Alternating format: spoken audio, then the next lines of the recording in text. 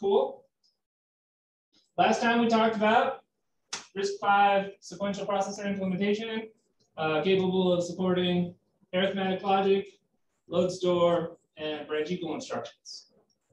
And that's what we're going to base much of the rest of our understanding of the processor on. Right now, though, I want to talk about problems with this machine. So we got a processor. Processor is one of the components of a computer. We got PC, and we got instruction memory, and we got our PC and our next PC, 2+4. And this stuff goes this way. We got a register file. I'm just drawing the main things. I'm not like making this super exact to what we did before. We got our immediate generation. We got our control logic. Oh, you kidding me? Cool. Just got a new marker. I'm excited for my new marker. One of those goes there. Other ones go that way to other places down the processor. Talk about one of them goes here, where we got ALU control. Also gets part of the instructions. So we'll drop that in there too. Right, it's the funct codes. These are our funct codes coming over. We got our immediate. Here we got an ALU sitting here. Gets its control from the ALU control. Gets its inputs. One of them comes from the register file. One of them comes from the immediate. Goes to your multiplexer. Obviously, something has to tell that multiplexer what to do. Result of that ALU goes two places. One place it goes to is the data memory, the address, the effective address. The other place it goes is to a multiplexer. It's muxed with the output of the data memory, and that's what we end up writing back into our register file. And where we write it to, well, we write it to where the instruction told us to write it to. Right, so this is our write data. And of course, we got control telling us whether to read or write memory. Anytime we have a multiplexer, someone's got to tell that multiplexer what to do. That's great. To deal with branches, we got this 0 signal coming out of here. Remember, 0 is 1 when the result of the ALU is 0. And that's going to combine with that branch signal. Branch control signal is a 1 when it's a branch instruction. So those get combined together just with a little AND gate. And that's my signal that tells me this is a branch and the result was 0 or it's not. And we're going to end up using that over here in combination with something here from the immediate, shifted left by 1, added to the program counter. That's our branch target. Branch target is our immediate, unpacked from wherever it got packed into, shifted left by 1 and added to the program counter. So we got our branch target. I mean, fewer lines is better. That's confusing for me. So we'll take this AND signal, and we'll use it as our control for a mux here. If the result is a 1, I want to take the branch target. If the result here is a 0, I want to take PC plus 4. So we'll make this 1, and 0 is PC plus 4. We just got to figure out how we get that over there. And that's our next program counter. And that's what we did on Tuesday. I could have done it that fast on Tuesday, but clearly that would not have been helpful for anyone. All right, I don't think I missed anything. And if I did, I'll come back to it later, fill in the gaps. So we call this a sequential processor. It executes one instruction at a time. That's why we call it sequential. Time. Now, it doesn't mean it fetches only sequential instructions because we can branch. Let's talk about how this thing works. PC is some value. Pick a number, 0x1000. Fine, it doesn't matter, just a number. So PC is 0x1000. It says somewhere in memory at address 1000 in hexadecimal. That's 2 to the 12th, that's 4096 in decimal. Don't you need that. At address 1000, there's some instruction, and that's what we get out here, whatever that instruction is.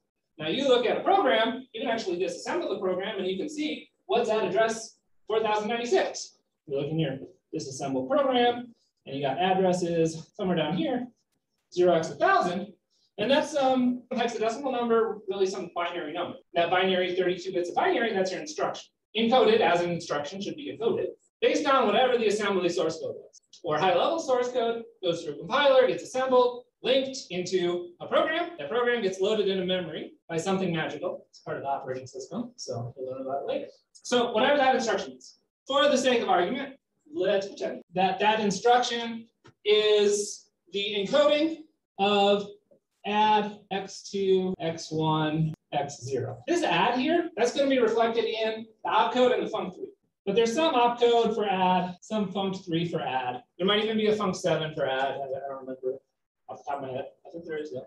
This is your RD, register desc. This is your RS and your RT. And they're encoded as 5 bits in your instruction, right? So that's 0, 0, 0, 0, 0, 0, 0, 1 for X1, and X2 is, of course, 0, 0, 0, 1, 0. Now you can do binary number representation of decimals up to 32. I'm confident of that. If you can't figure it out, figure it out. So we've got RS, RT, RD, and they're part of the instruction. And we talked about this before, right? They're good places in the instruction. And this stuff is all about splitting them up. And you can look up where they're found and how they're split up here. However they're split up, the number for RS comes here.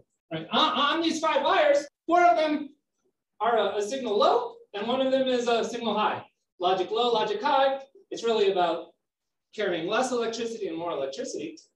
And the reason it's less and more is because there's always electricity. It's never just off, at least not in the level of understanding we're going to talk about processors. When we fetch this instruction, actually there was already electricity here. There were already signals here.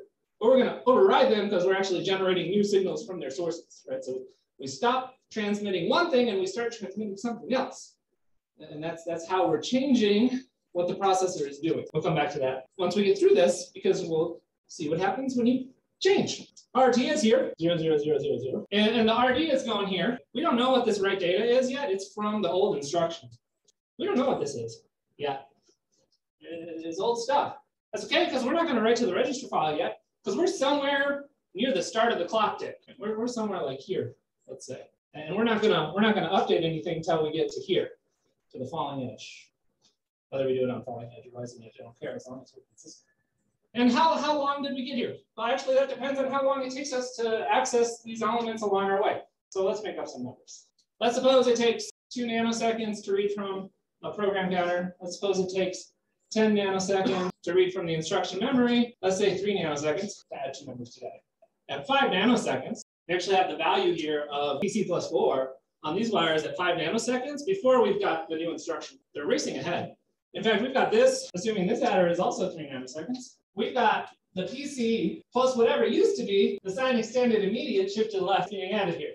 What that is, who knows? That's some garbage from the previous instruction and our current program count. Things are racing in parallel, a little bit independent of each other through this circuit. And it's one circuit because it's all connected. I'll give each of these multiplexers an arbitrary time of 1 as well. I just want to make sure things cost something. So at time 12 from the last clock tick, right? That's our tick. That's our talk, by the way. Tick tock, okay, because it's clock. At time 12, we've got the actual instruction is in the processor and moving down the data path. All right, our control needs some time. I'm going to give it a +2. I need immediate generation. I'm going to give that a +2 as well. Register file, we're going to need 2 values for the register file. We need to know a time for reading and a time for writing. How long does it take to read? How long does it take to write? For reading, I'm going to say it takes 4 units of time. I'm going to use nanoseconds. For writing, I'm going to say it takes 2 nanoseconds. At time 2 plus 10 plus 4, we have the values of the registers indexed by 1 and 0. Now I know this one, this value here, well, that's a 0. It's 32 bits of zeros. That's register 0. Now what's in register 1, I have no idea. So it's the value of the general purpose register indexed by the value by the number 1, right? So general purpose register of 1. 32 bits coming out here. Now this is an add instruction. After 2 plus 10 plus 2, I've got all these control signals figured out. Okay, so actually even before I've got these here, like 2 nanoseconds before I get these register values, I've actually got my control signals all sorted. What are those going to be? Well, for an add instruction, the ALU control, the ALU op, well, actually there's going to be something to tell me to look at the func code. Now what that is, I don't remember. I'm just going to say it's something, but it's the right something. This one is going to be whatever the multiplexer selector associated with the register file is, because we don't want to use the immediate. And the control logic knows it. But how does it know that? Well, that came out of the instruction, right? Whatever the opcode of that is, that came into there already. We sent down here the funcs of add, whatever those may be. Those went down there. So we've already got those. So this thing is going to be a 1 to say, well, you need to pick this multiplexer. Now, remember, this control signal actually beat the correct value of the register file. Eventually, we'll get it. Some things are racing ahead, some things are lagging behind. But by the time we get to here, everything had better be settled. We're not going to read from memory. We're not going to write to memory. And we're not sending memory to register. Mem to reg 0, that means ALU result to reg. And reg write, because the reg write is a 1, because we're going to write to the register file. We're not branching either, so this is 0. This is a 0, so that makes this a 0. 1 more nanosecond later. That's a 0, so that means we're going to pick PC plus 4, 1 nanosecond later. Now, if you do the math here, we got 2 plus 10 is 12, 14, 15, 16. 16 nanoseconds after the clock tick, we know what the next program counter should be, but only for non-branch instructions. For branch instructions, we'll have to wait a little longer because we've got to do more calculations here that we've got to wait for.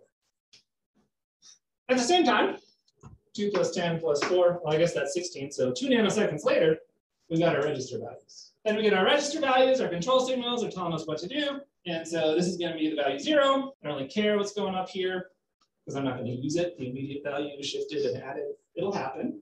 Right? I get some garbage here because the immediate is, it doesn't matter what it is. It's just junk. It doesn't matter what that is. It doesn't matter what that is because we ignore it. Now it still gets calculated because it always gets calculated. We just discard it because we don't want it. ALU control is going to say, do an add. ALU control figures that out from the ALU op signal here, along with the func codes. This takes some amount of time. Let's make this 6 nanoseconds. Why 6? I don't know. It doesn't matter. It's illustrated. Now we can actually figure this out. There are real numbers for real processors when you actually design and implement them, but you're not here to design and implementers and really understand what's going on feeding into those numbers, just that those numbers exist. Something like 2 plus 10 plus 4 plus 6. So 22 nanoseconds in, we've got our ALU result. 0 plus whatever is in register 1 comes out of there. Now, maybe this is 0, maybe it's not. So I don't know what the 0 signal is, but it doesn't matter because I'm ending it with 0. And something I don't know ended with 0 is 0. I don't care. That's going to go to the data memory, but it's going to be ignored there because these are zeros. So we're not going to use the address. I'm missing a line for store word instructions. Doesn't matter, we're ignoring it. It is a 0 though. Out of the data memory, well, it doesn't matter. I'm still going to give it a time. Eventually something comes out, but we don't really need that. We get our, here is controlling this to our mux is 0. So after 1 more nanosecond, we get the value that we want to write out. That comes over here, and then we wait. What are we waiting for? We're waiting for the clock to tick, because the clock is hooked up to the register file on the program counter and controls when it's going to latch its result.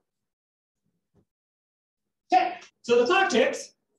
After 2 nanoseconds, the value in the register file indexed by 2 gets updated to whatever 0 plus the value in register 1 is. So now register 2 is that thing. Somewhere in here, we got our register file, and register indexed by 2 becomes whatever 0 plus the value that was in register 1. Far, so good. Oh, okay, well, we also have a new program counter. That's coming. Add 4 to it. After 5 nanoseconds, we got 1008 here. After 10 plus 2, 12 nanoseconds, we get the next instruction. Let's suppose this is the next instruction. Store word x2 0 from x3. Now that's going to get split apart and go places, and it's going to replace whatever kind of leftover garbage from the previous instruction is still hanging around there. The RS is going to get replaced by the base register 00011. Store word, so we're going to have this one as our RT, x2, that's going to place whatever that thing is. And the destination register, well, that's actually some garbage that's part of the offset. Well, which means I know what it is, it's all zeros. But it's really garbage. I'm going to ignore it. Why am I going to ignore it? Because I don't write to the register file. Of course, I don't know that I don't write to the register file yet. I still think I write to the register file. Till 2 more nanoseconds when my control logic figures out, hey, well, this is an opcode for store word, and I got to change what all my control signals are to change what I'm going to do. So that happens, right? This becomes a 0. This is actually now hard coding in addition. Whatever the ALU op signal does for hard coding addition is sent here.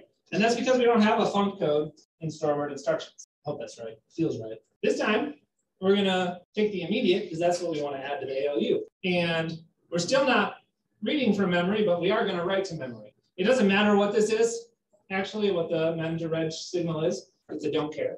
I don't really care what it is. So, probably it's a 0, though, because that's kind of usually the default.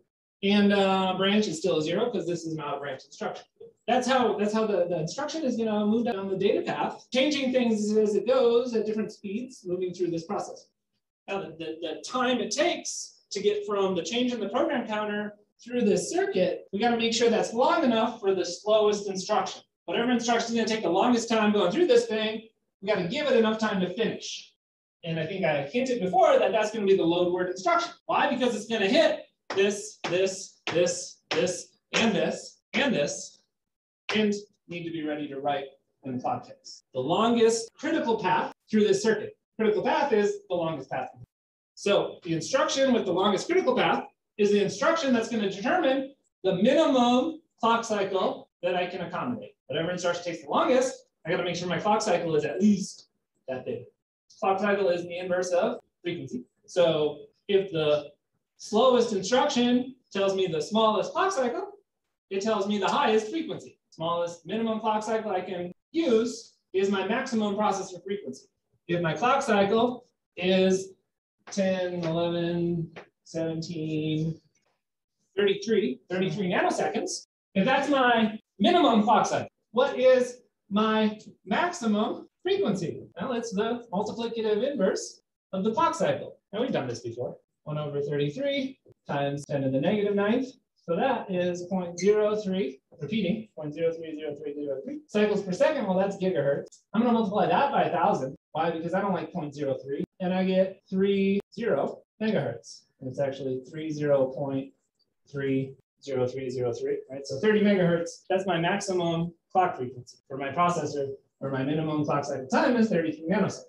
Totally fine if I want to make this longer, right? I'll just be waiting longer. But maybe I'm not like 100% sure about how accurate my clock measurements are. They're very precise, but I don't know if they're accurate. They're precise to nanoseconds. Precision, right? Precision versus accuracy. It's important to cap your markers, but they dry out like that one did. So you can make that longer. You can make 50 nanoseconds, but you can't make it shorter. Because if you make it shorter, what's going to happen is your clock's going to tick and you're going to latch old data here from the previous instruction. So a load word instruction will put the wrong value into the register file if you make that too short. If you make that clock cycle time too short.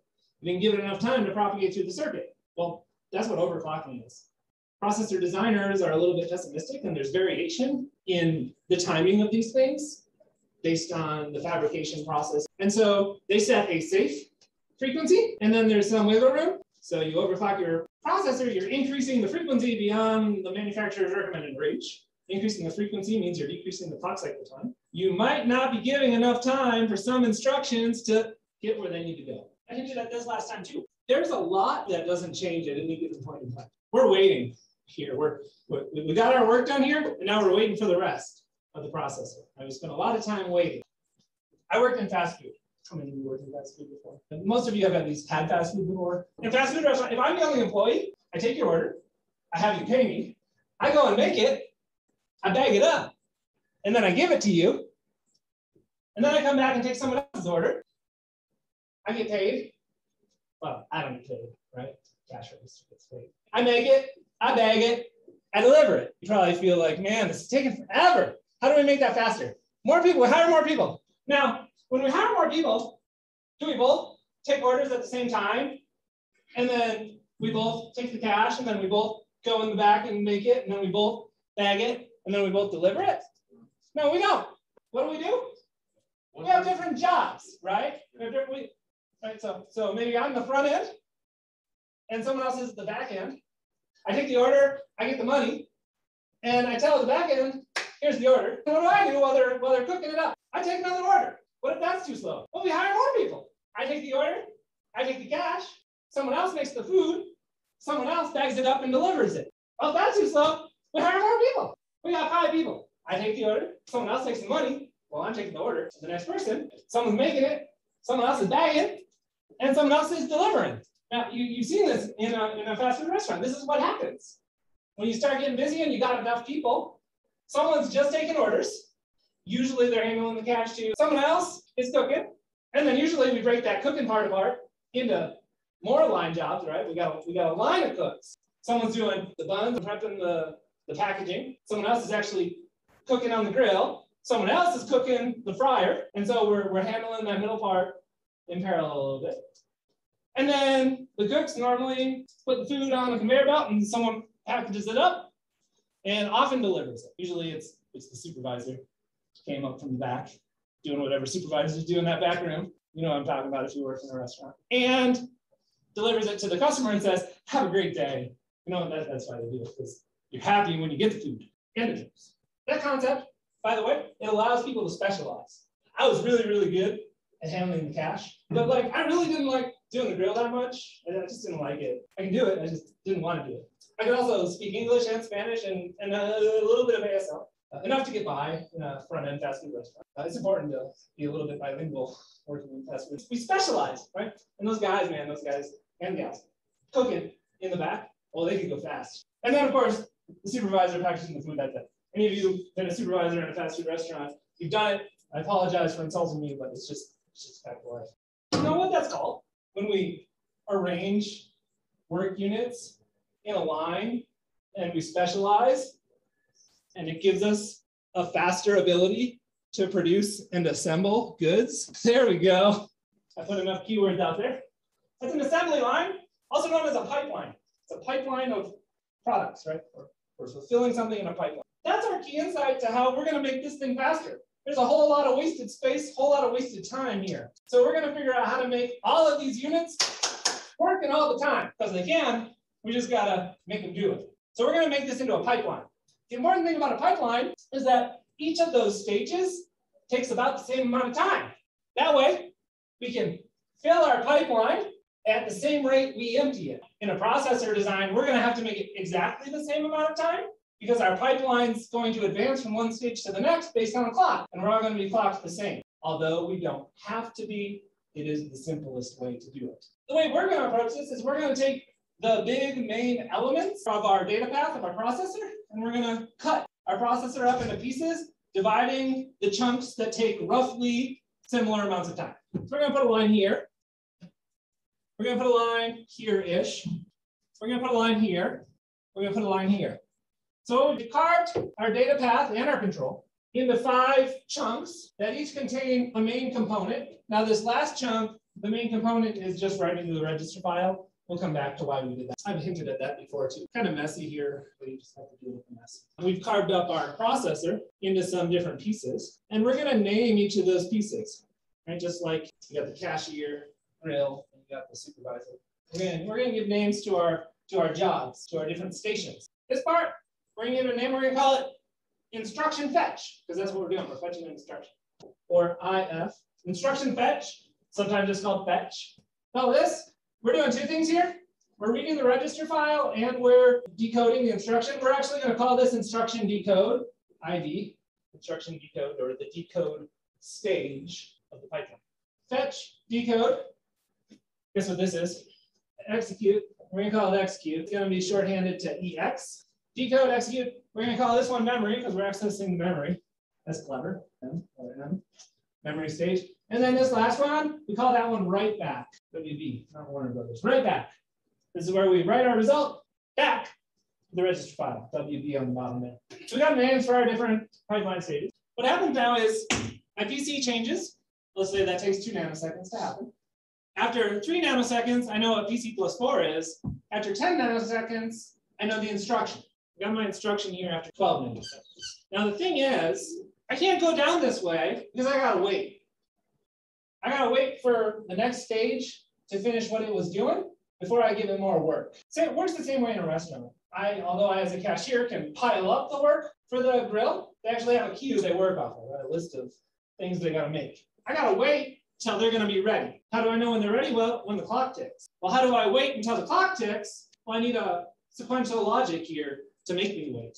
I need registers. I don't just draw a line here. This line is actually meaningful. We'll draw it as a rectangle instead. And this rectangle is representing registers. These are called pipeline buffers or pipeline registers or interstage buffers, interstage registers, or pipeline interlock or interlock registers. They're all synonyms. But the idea is I just got registers here. 32-bit register to hold the instruction, a 32-bit register to hold the PC itself. I'm gonna fetch the PC+4 on the next clock tick. So I don't need to pass that into the next stage. They do need the PC here, so that's what this is, right? And that's what I'm buffering for the next clock. Now when the clock ticks, I'm gonna go and fetch the next instruction. You should be asking, Well, what happens if it's a branch instruction? And actually, don't get ahead of me. So we're going to talk about that. So meanwhile, while I'm fetching the next instruction at the clock tick, this instruction is going to read the register files and get all its control signals decoded. These are mostly going to go into one of these here interstage buffers as well. That stuff coming back, I don't cut, but everything else I'm going to cut. Everything crossing this line is going to get buffered for the next stage. In this decode stage, in one clock tick, my control logic decodes the opcode and figures out all these signals are going to end up buffered. We got a little problem here, reg write. We don't want to write the register here. We want to write the register in the write back stage for this instruction. This instruction is going through the pipeline. Whatever instruction is actually presenting data here is some instruction from earlier in the program that's down in the write back stage. So we got to send this one down the pipeline, ultimately to be consumed when this instruction reaches the write back stage. We've already had our first little change we've had to make to our processor design in order to accommodate the fact that one unit appears in two places in time. The register file is used separately in time. One point in time reads, later point in time writes. We got another interlock here. Cutting this thing off. We actually need to pass these values through here because we need all the inputs of this to be the same at the same time. So I'm going to cheat a little bit here.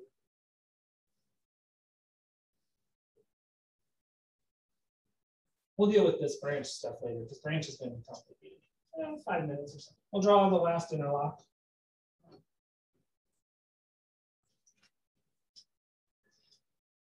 We got one more control signal coming down here that we had to add. And these control signals, they drop off at different points in time. This one is actually coming all the way back around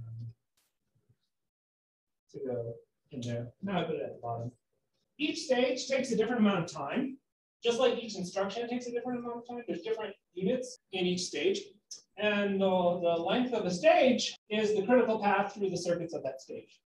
Let's look at the fetch stage. This path here is 2 nanoseconds, and we've got this value is ready. 2 plus 3 nanoseconds, and this value is ready. So that's 5 nanoseconds. 2 plus 10, 12 nanoseconds. So the longest path, the critical path, is the path that goes here.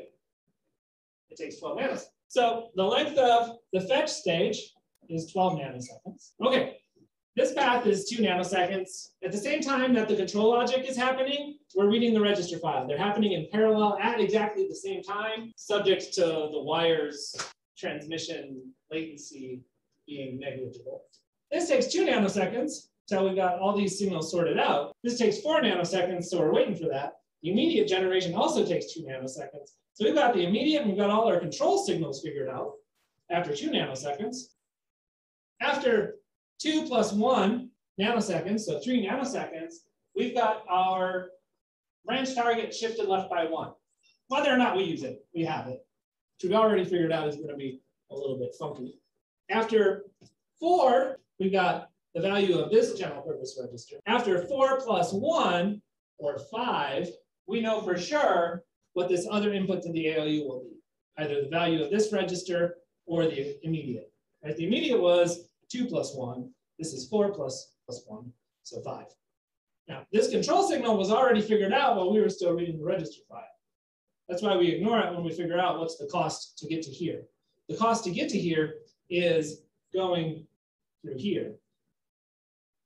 Even though there's other paths that this is dependent on, right? This depends on the control path, but the control path is done long before this path. This path here through the register file is the critical path for all the paths leading here. All else being equal, the decode stage takes 5 nanoseconds. I didn't give a time for ALU control. Let's give it a time of 2. We got to wait for that 2 before we can know for sure what the ALU should be. So 2 plus 6 is how long it takes us to get the ALU result. So that's 8 nanoseconds. This takes 3. That gets hidden by this other cost. So the execute stage is 8 nanoseconds. The mem stage, the only thing going on here is reading the memory, which takes 10 nanoseconds. I guess we got this branch stuff, but we're going to ignore it. So the mem stage is 10 nanoseconds. And the write back stage, well, that's just, let's say 3 nanoseconds. 1 plus 2. The amount of time each component in the circuit takes depends on its implementation in the digital logic. Generally speaking, it depends on how many gates, or really what the depth of gates is in the circuit. A circuit from a sum of products form, or a product of sums form, that has a depth of 2. First depth is the sum, and the second depth is the product, which means it takes whatever 2 gate delays is. Different components have different complexity based on how they've been implemented as circuits, or the critical path through that circuit. So the maximum path, the critical path through the circuit determines the cost of that circuit. The critical path through the combination of circuits determines the length through this thing. Now to figure out our processor speed, we take the longest stage, the critical path stage. That's this one right here, 12 nanoseconds is our maximum. So our longest stage is 12. That means we're going to make every stage take 12 nanoseconds. We'll make it all even. So there's still some waste. Overall, we're going to do better, and eventually we're going to quantify how much better we can do. Clock cycle time is 12 nanoseconds, or 12 times 10 to the negative 9th seconds. That means our frequency, our clock frequency, is 1 over 12 gigahertz, whatever that number is.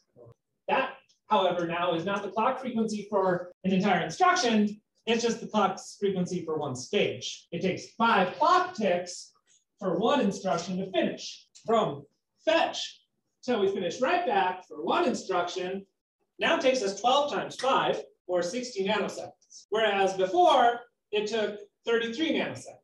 The latency of an instruction went from 33 nanoseconds to 60 nanoseconds. From start to finish of one instruction has almost doubled. However, every 12 nanoseconds, we're finishing a new instruction, which means we're completing instructions more than twice as fast. Used to be we had every 33 nanoseconds we finished one instruction. Now we finish one instruction every 12 nanoseconds. So although an individual instruction takes us longer to get through our pipeline, we're getting more instructions out the back end at a higher throughput. So our throughput, work units per time, right? Throughput. Our throughput goes from 1 work unit, 1 instruction per 33 nanoseconds, to 1 instruction per 12 nanoseconds. So our throughput gets bigger because 1 over 33 is smaller than 1 over 12. However, we're measuring throughput. In this case, looks like we're measuring it by instructions per second, which is not an ideal metric. So it took us longer than 5 minutes, but we're going to talk about branch.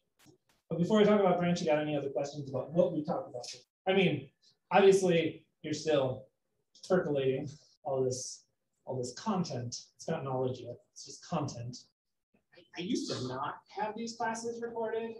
You can get all this stuff out of the book. Let's talk about what's going on with branch. We don't know if we need to take the branch until we get down to here. Right? This is where we figure out, oh, we got a branch. If we take a branch here, we got a problem. If we take a branch here, we got a problem because we fetched PC plus 4, PC plus 8, and we're in the process of fetching PC plus 12. So we got a problem in our pipeline. Our program says we should have taken the branch, and we didn't. This is a general problem known as a control hazard. Pipelines are going to introduce hazards. So this is our first hazard we're going to talk about. It's control hazard. Hazardous. Control hazard means we did something wrong in the control flow of our program, or really something wrong with the control flow of our program has occurred in the pipeline. So the pipeline is not reflective of the expected way we think that our program instructions should be flowing. At this point in time, we haven't modified any of the state of the processor except for the program type. We talked about processor context, the notion of where you are in a program and what you've done to get to this point. Well, the state of a process, a program that's executed, the state of a process is the values in memory, the values in registers, the program counter. The instruction memory doesn't change, so we can kind of ignore that. Program counter changes, but we know where we should be. We should be where this branch target is. We just got to make this program counter be our branch target, and that'll fix the program counter. So we can fix where we are to be the correct place. So let's do that first. We're going to do that right here. How do we do that? Well, you know how to do that. With a multiplexer. Now, this is just this multiplexer moving here. Why did I move it there? Well, because that's where we're dealing with the PC plus 4. We don't have this multiplexer, but we've got the control for the multiplexer here, and we've got the correct target here. So our control is here, and our target backing this out here. Here we go. So now we can fix where we are in the program to be correct. But we have in-flight instructions that are not correct. So what we're going to do is we're going to squash these instructions. It's the technical term. How are we going to do that? Well, we're going to add some control logic. I'm going to call it a hazard detection. And for right now, all our hazard detection needs to know is whether or not a branch was taken. Our hazard detection says, okay, a branch was taken. I got to squash whatever's in here and whatever's in here, because we're adding the wrong things and we're reading the wrong things. I don't want to squash whatever is in here because that's an instruction earlier in the program that is the correct instruction in the order of the program. Right, if this is a load word instruction followed by a branch instruction in the program, we want that load word to finish. Later stages in the pipeline correspond with earlier instructions in the program order. So I want this to finish. So I'm not going to touch what's going on here. I'm not going to do anything to what's happening down here. But I don't want whatever this is to keep going. But there's always electricity. So I got to put something there. I got to put something there. I got to put something there. Well, it's actually clever.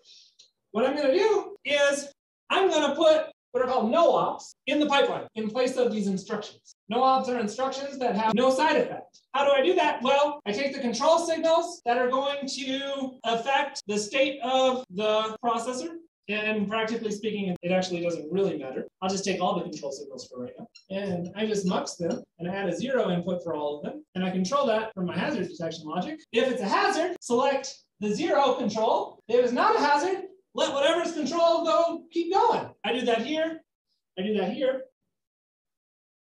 And that has the effect of overriding whatever these instructions are with something that is not going to write to the register file, it's not going to read from memory, and it's not going to write to memory. It has no effect on the state of the processor. So that's called squashing. That's a very gentle introduction to squashing. We're going to get deeper and deeper next week. So carry on.